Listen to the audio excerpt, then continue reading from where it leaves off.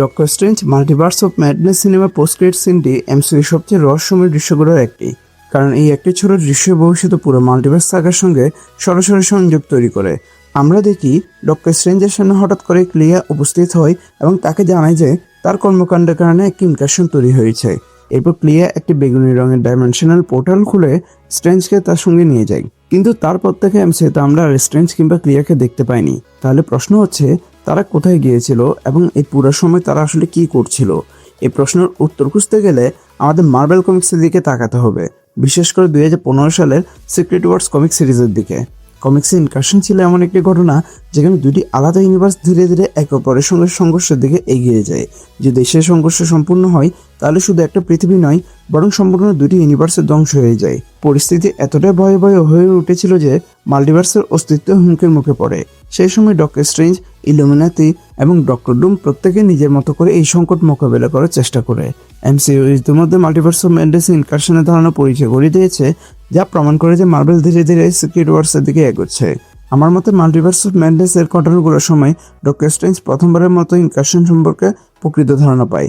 আর্থ 838 Illuminati সদস্যরা incursion সম্পর্কে এতটাই অবগত হয়েছিল যে তারা নিজেদের ইউনিভার্সের ডক্টর স্ট্রেঞ্জকে পর্যন্ত হত্যা করেছিল।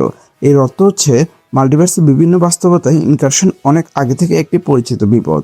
যখন এমসিইউ স্ট্রেঞ্জ ড্রিম ওয়াকিং করে অন্য বাস্তবতায় প্রবেশ করে এবং ডার্ক হোল্ডের শক্তি ব্যবহার করে, তখন সে নিজেও মাল্টিভার্সের ব্যালেন্সের উপর প্রভাব ফেলে।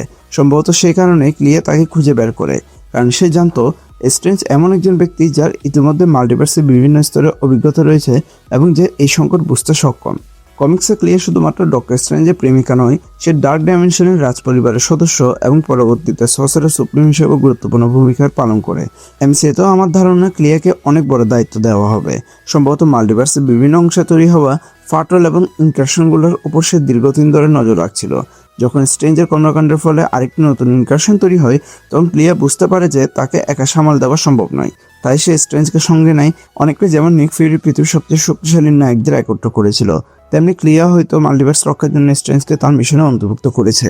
আমার সবচেয়ে বড় থিওরি হলো মাল্টিভার্স অফ ম্যাডনেস এবং অ্যাভেঞ্জার্স ডুমসডে মধ্যবর্তী সময়ে স্ট্রেঞ্জ এবং ক্লিয়া একের পর এক বাস্তবতা ভ্রমণ করেছিল।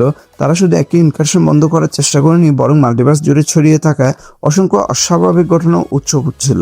কারণ যদি একটি মাত্র ইনকারশন হতো তাহলে ক্লিয়ার উদ্বেগ এতটা গুরুতর হতো না, বরং মনে হচ্ছে মাল্টিভার্সের বিভিন্ন প্রান্তে একই ধরনের বিপর্যয় ঘটছিল এবং এর পেছনে হয়তো কোনো বৃহত্তর শক্তি কাজ করছিল। সেখানে ডক্টর ডুমের সম্ভাব্য প্রবেশ ঘটে। কমিক্সের সিক্রেট ওয়ার্সের আগে ডুম ধীরে ধীরে মাল্টিভার্স ক্রাইসিসের কেন্দ্রে পরিণত হয়েছিল। সে বুঝতে পেরেছিল যে মাল্টিভার্স ধ্বংসের পথে যাচ্ছে এবং সে পরিস্থিতি থেকে নিজের সুবিধার জন্য ব্যবহার করেছিল। এমসিইউতে একই ধরনের কিছু করতে পারে। হয়তো স্ট্রেঞ্জ এবং ক্লিয়া বিভিন্ন বাস্তবতায় ঘুরে ঘুরে এমন কিছু চিহ্ন খুঁজে পায় যা ইঙ্গিত দেয় যে সমস্ত ইনকারশন পেছনে একজন ব্যক্তি রয়েছে। প্রথম দিকে তারা হয়তো তার পরিচয় জানতো না, কিন্তু ধীরে ধীরে বুঝতে পারে যে এই অদৃশ্য খেলোয়াড় এই ভবিষ্যতে সবচেয়ে বড় হুমকি। এখানেই অ্যাভেঞ্জার্স ডুমসডের সঙ্গে সংযোগ তৈরি হয়।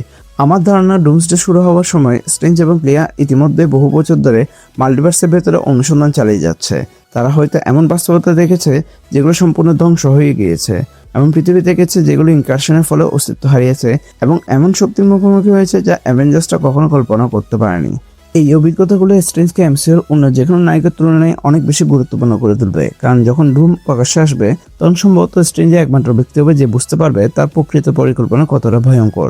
আর যদি মার্বেল কমিক্সের পথ অনুসরণ করে তাহলে ইনকারশনগুলো চূড়ান্ত পরিণত হতে পারে মাল্টিভার্সাল কোলাপস। যখন অসংখ্য বাস্তবতা ধ্বংস হতে শুরু করবে তখন ডুম সে বিশৃঙ্খলাকে ব্যবহার করে নিজের একটি রিয়েলিটি গড়ে তুলবে, কমিক্সে যেটি ব্যাটল ওয়ার্ল্ড নামে পরিচিত ছিল।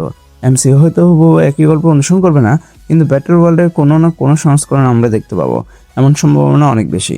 তাই আমার মতে মাল্টিভার্স অফ ম্যাডনেসের শেষে ডক্টর স্ট্রেঞ্জ এবং ক্লিয়া যে পোর্টালের ভেতর প্রবেশ করেছিল সেটি ছিল না কোনো সাধারণ মিশনের শুরু, বরং সেটিই ছিল মাল্টিভার্স সাগার সবচেয়ে গুরুত্বপূর্ণ অফ স্ক্রিন গল্পের সূচনা।